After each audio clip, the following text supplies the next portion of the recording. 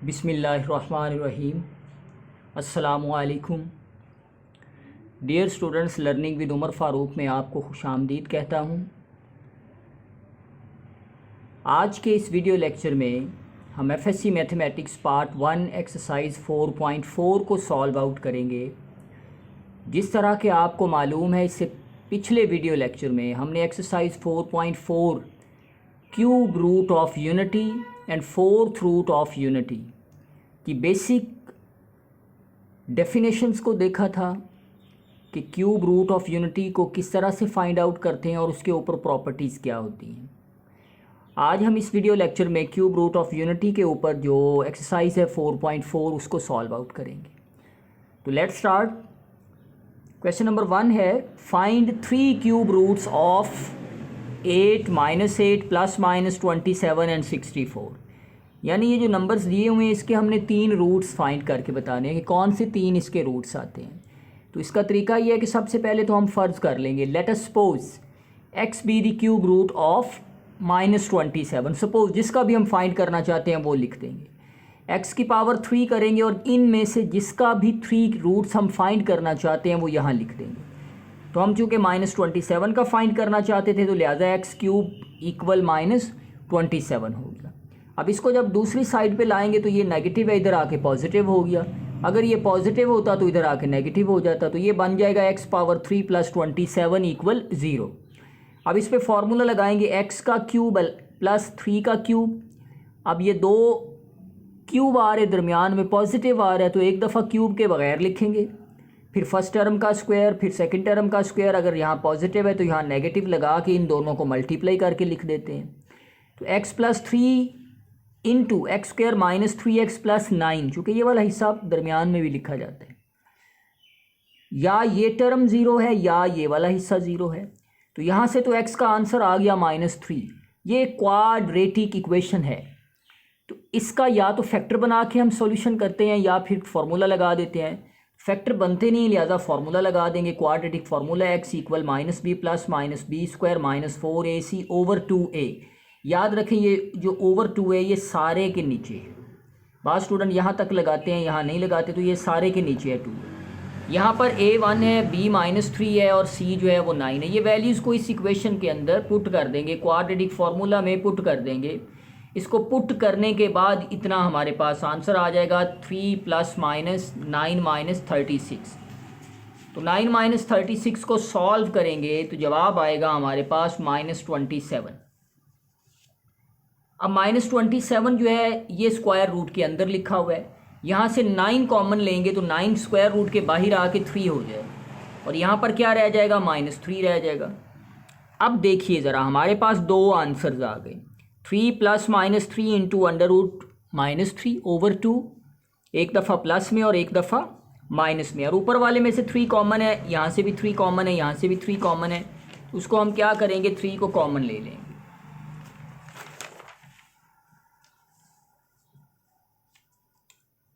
तो अब देखिए इस तरह हमने इनको लिख दिया।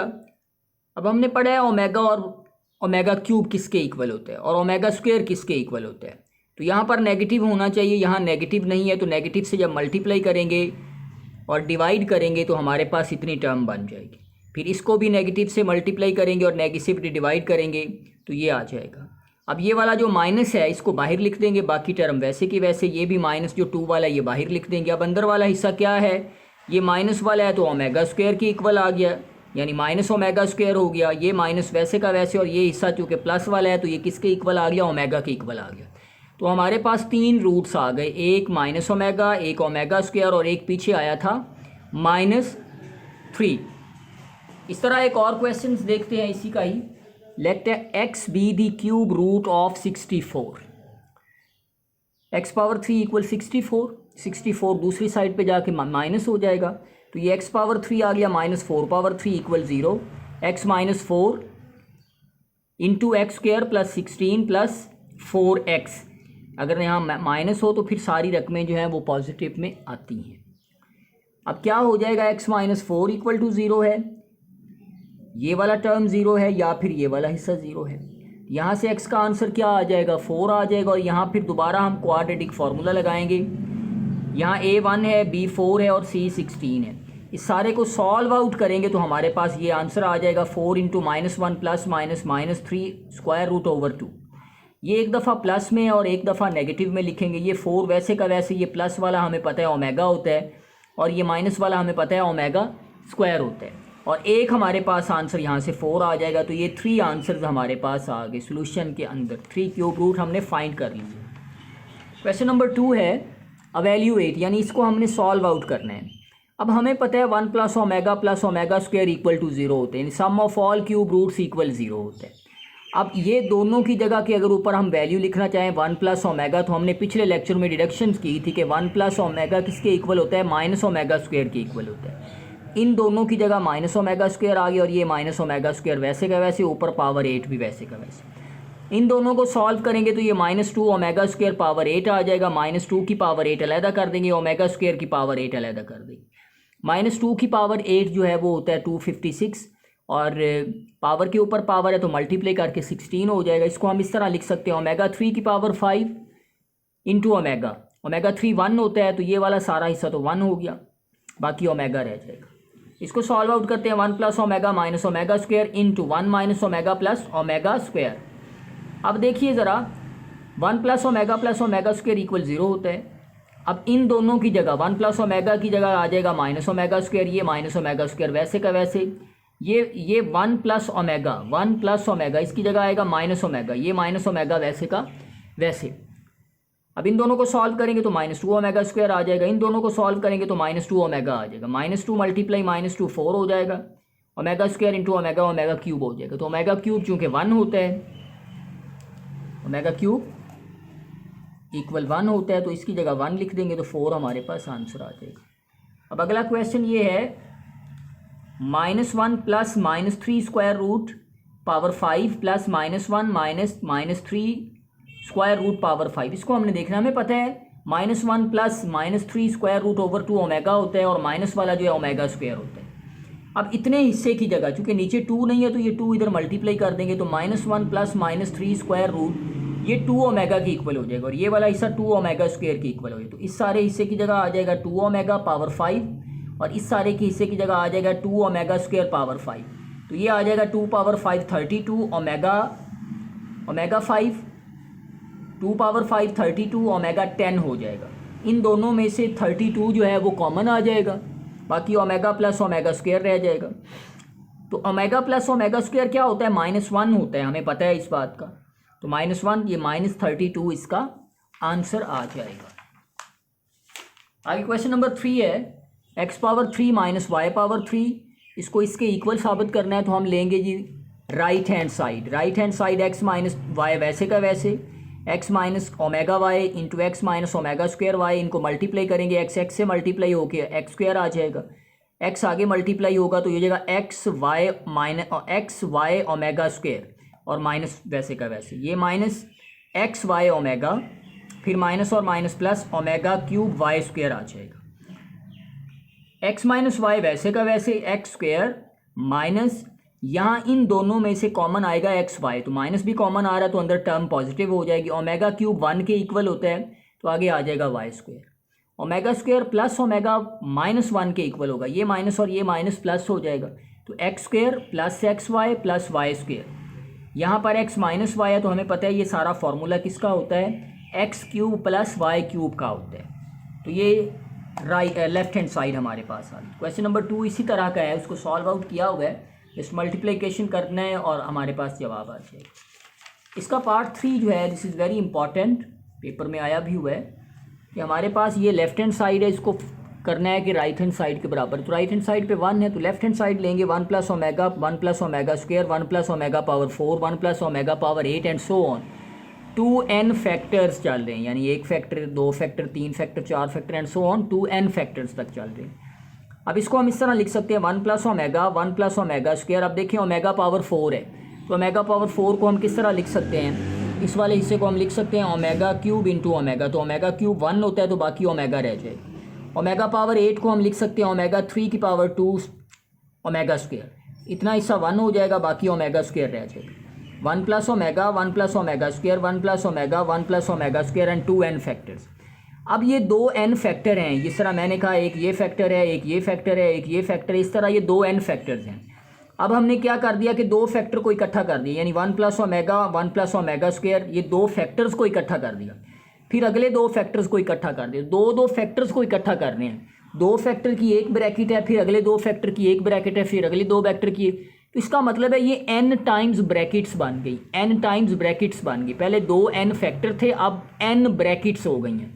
ये 1 ब्रैकेट, ये दूसरी ब्रैकेट, इस तरह तीसरी ब्रैकेट्स आगे तक चलती जाएंगी।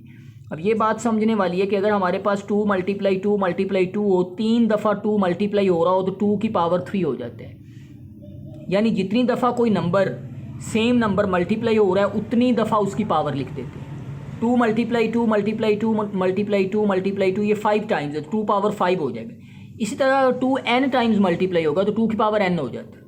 ये अब n ब्रैकेट्स तक मल्टीप्लाई हो रहे हैं, ये वाले हिस्से आपस में n ब्रैकेट्स तक मल्टीप्लाई हो रहे हैं। तो इसका मतलब है ये सारे सेम हैं, तो इस सारे हिस्से की पावर n लिख देंगे। तो लिख दिया 1 + ओमेगा किसके इक्वल होगा, -ओमेगा स्क्वायर के, और 1 + ओमेगा स्क्वायर किसके इक्वल होगा, -ओमेगा के इक्वल होगा।